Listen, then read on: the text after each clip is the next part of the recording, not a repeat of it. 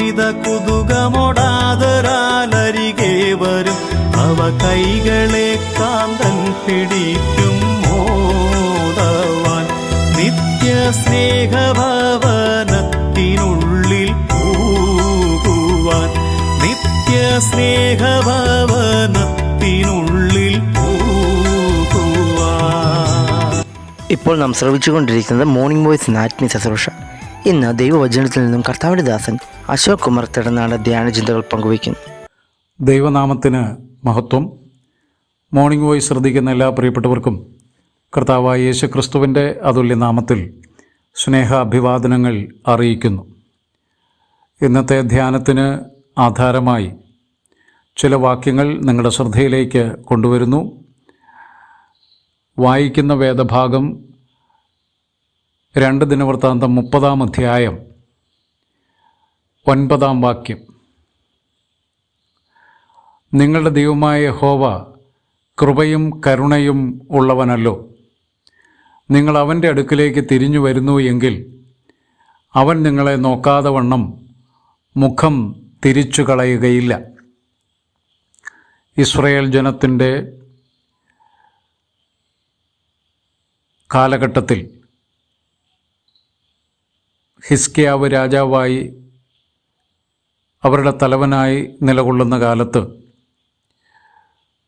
Israel ജനം തിരുവെഴുത്തുകളുടെ വ്യവസ്ഥകളെ യഥാവിധി പാലിക്കാതിരുന്ന അവസ്ഥ മാറി വചനാനുസരണ അനുഭവത്തിലേക്ക് അവരെ ആഹ്വാനം ചെയ്തുകൊണ്ട് പറയുന്ന വാക്കാണ് ഇത്. അവിടെ ദൈവത്തിങ്കലേക്ക് തിരിഞ്ഞാൽ ദൈവം നിങ്ങളുടെ അടുക്കിലേക്ക് തിരിയും, ദൈവത്തിൻ്റെ മുഖം തിരിച്ചു കളയുകയില്ല. അതിൻ്റെ കാരണം ദൈവം കൃപയും കരുണയും ഉള്ളവനാണ്. ദൈവത്തിങ്കലേക്ക് തിരിഞ്ഞാൽ ലഭിക്കുന്ന അനുഗ്രഹങ്ങളെക്കുറിച്ച് പറയാനാണ് താൽപ്പര്യപ്പെടുന്നത്. ദൈവത്തെ അന്വേഷിക്കുകയോ ദൈവവഴികളിൽ സഞ്ചരിക്കുകയോ ചെയ്യാത്ത നിരവധി ആളുകളുണ്ട്. അങ്ങനെയുള്ള ആളുകൾക്ക് ദൈവത്തിങ്കലേക്ക് തിരിഞ്ഞാൽ ലഭിക്കുന്ന അനുഭവത്തെക്കുറിച്ച് അപ്പസ്തോല പ്രവൃത്തി 3-ാം അധ്യായത്തിൽ രേഖപ്പെടുത്തിയിട്ടുണ്ട്. 3:19. ആകയാൽ നിങ്ങളുടെ പാപങ്ങൾ മാഞ്ഞുകിട്ടേണ്ടതിന് മാനസാന്തരപ്പെട്ട് തിരിഞ്ഞുകൊള്ളുവിൻ. ദൈവത്തിങ്കലേക്ക് ഒരു വ്യക്തി എത്ര വലിയ പാപിയാണെങ്കിലും ദൈവത്തിങ്കലേക്ക് തിരിഞ്ഞാൽ പാപമോചനം, ദൈവം ആ പാപിയുടെ മേൽ മുഖം തിരിച്ച് പാപത്തിന് മോചനം നൽകുന്നു. പ്രിയരെ, ആരെങ്കിലും ഈ കർത്താവിനെ രക്ഷിതാവായി സ്വീകരിച്ച് പാപമോചനം നേടാത്തവരായിട്ടുണ്ടെങ്കിൽ ദൈവത്തിങ്കലേക്ക് നിങ്ങൾ തിരിയുക. അപ്പോൾ ദൈവം നിങ്ങളുടെ മേൽ തൻ്റെ കൃപയും കരുണയും ചൊരിഞ്ഞ് പാപങ്ങളെ മായ്ച്ചു കളയും, പാപങ്ങളെ ഓർക്കുകയില്ല. ദൈവത്തിൻ്റെ മക്കളായി ഓരോരുത്തരും തീരും. രണ്ടാമത്തെ ആശയം, ദൈവത്തിങ്കലേക്ക് തിരിഞ്ഞതിന് ശേഷം ജീവിതത്തിൽ നിരവധിയായ അനുഭവങ്ങൾ ഉണ്ടാകാൻ സാധ്യതയുണ്ട്. വ്യത്യസ്തമായ അനുഭവങ്ങളിലൂടെ കടന്നു പോകുന്നവരായിരിക്കാം നമ്മൾ ഓരോരുത്തരും. ദൈവജനമാണെങ്കിലും കഷ്ടതകളും പ്രയാസങ്ങളും ദുഃഖങ്ങളും ദുരിതങ്ങളും വേദനകളും പ്രതിസന്ധികളുമൊക്കെ ഉണ്ട്. എന്നാൽ അങ്ങനെ വിവിധമായ അനുഭവങ്ങളിലൂടെ കടന്നു പോകുന്ന സമയത്ത് ദൈവമുഖത്തേക്ക് നോക്കിയാൽ ദൈവം ഒരിക്കലും നമ്മുടെ നേരെ മുഖം തിരിച്ച് കളയുകയില്ല. ഏത് കാലഘട്ടത്തിലും ദൈവത്തിൻ്റെ മുഖം നമുക്ക് അനുകൂലമായി നിൽക്കും.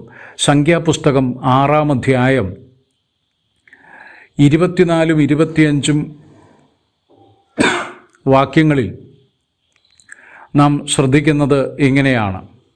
ദൈവം തൻ്റെ മുഖം നമ്മുടെ നേരെ തിരിച്ചാൽ ദൈവം നമ്മെ അനുഗ്രഹിച്ച് കാക്കും. ദൈവം തിരുമുഖം നമ്മുടെ മേൽ പ്രകാശിപ്പിച്ച് നമ്മോട് കൃപയുള്ളവനാകും. ദൈവം തിരുമുഖം നമ്മുടെ മേൽ ഉയർത്തി നമുക്ക് സമാധാനം നൽകും. നമ്മുടെ ജീവിതത്തിൽ എപ്പോഴും ദൈവം കൂടിയിരിക്കുകയും നമ്മെ അനുഗ്രഹിക്കുകയും ചെയ്യും. അതുകൊണ്ട് ദൈവജനമേ, ഒരു വാക്ക് നിങ്ങളോട് ഒരു ദൈവദാസൻ എന്നുള്ള നിലയിൽ സൂചിപ്പിക്കട്ടെ. ഞാനും നിങ്ങളും ജീവിതത്തിൻ്റെ ഏത് സാഹചര്യത്തിലും ദൈവമുഖത്തേക്ക് നോക്കിയാൽ ദൈവം നമ്മെ സമാധാനത്തോടെ പാലിച്ച് എല്ലാ നന്മകളാലും അനുഗ്രഹിച്ച് നമ്മൾ തകർന്നു പോകാതെ നമ്മെ നിലനിർത്തി ദൈവമഹത്വത്തിനായിട്ട് സൂക്ഷിക്കും. എന്നാൽ നാം എപ്പോഴും നോക്കേണ്ടത് ദൈവമുഖത്തേക്ക്. ദാവീദ് ഒരിക്കൽ പറയുന്നുണ്ട്, ദൈവത്തിൻ്റെ മുഖം അന്വേഷിപ്പിൻ എന്ന് ഒരു കൽപ്പന എനിക്ക് ലഭിച്ചു. പ്രിയമുള്ളവരെ, നമ്മുടെ ജീവിതത്തിൽ എല്ലാ സമയങ്ങളിലും രാപ്പകൽ നാം ഉണർന്നിരിക്കുന്ന സമയത്തൊക്കെയും ദൈവമുഖത്തേക്ക് നോക്കാം. പ്രതികൂലങ്ങളിൽ നോക്കാം, അനുകൂല സാഹചര്യത്തിൽ നോക്കാം. ഏത് സമയത്തും നമ്മുടെ മുഖം ദൈവത്തിങ്കലേക്ക് തിരിഞ്ഞിരിക്കട്ടെ. അപ്പോൾ ദൈവമുഖം നമുക്ക് നേരെ നിൽക്കും. നാം ഒരിക്കലും തകർന്നു പോകുവാൻ ദൈവം ഇടയാക്കുകയില്ല. തൻ്റെ ശക്തിയേറിയ വലങ്കരം കൊണ്ട് നമ്മെ കാത്തു സൂക്ഷിച്ച് പിടിച്ച് നിത്യതയുടെ തുറമുഖത്തെത്തിക്കുവോളം അവൻ നമ്മെ കരുതും. പ്രസാദമുള്ള ദൈവമുഖം നമുക്ക് കാണാൻ കഴിയും. ദൈവം നമ്മെ അനുഗ്രഹിക്കും, ദൈവം നമ്മെ സഹായിക്കും, ദൈവം നമ്മെ നടത്തും. നിങ്ങളുടെ ജീവിത സാഹചര്യങ്ങൾ ഏതുമായിക്കൊള്ളട്ടെ, ദൈവമുഖത്തേക്ക് നോക്കുക. ആ മുഖം, കൃപയും കരുണയുമുള്ള ദൈവത്തിൻ്റെ മുഖം നമുക്ക് നേരെ, നിങ്ങൾക്ക് നേരെ തിരിഞ്ഞ് അനുഗ്രഹിച്ച് നടത്തും. കൃപ തോന്നും, സമാധാനം നൽകും, സൗഖ്യം നൽകും, ആശ്വാസം നൽകും, പ്രതിസന്ധിക്ക് പരിഹാരം തരും. ആ മുഖം നമുക്ക് അനുകൂലമായി നിൽക്കാൻ എപ്പോഴും ആ മുഖത്തേക്ക് തന്നെ നമുക്ക് നോക്കാം. ദൈവമായ കർത്താവ് ഏവരെയും അനുഗ്രഹിക്കുമാറാകട്ടെ.